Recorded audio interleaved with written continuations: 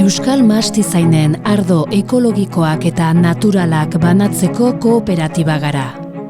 2019an lehen aldiz Euskal Herriko txoko guztietako mastizainok indarrak batu genituen biba ardoak sortzeko eta elkarrekin ardoaren kultura osasuntsua eta herrikoia sustatzeko.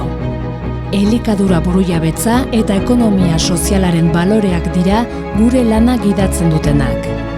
Gure aintzinako bizimodua eta kultura eta amalurra defendatzen ditugu mugimendu berri bat sustatzearekin batera.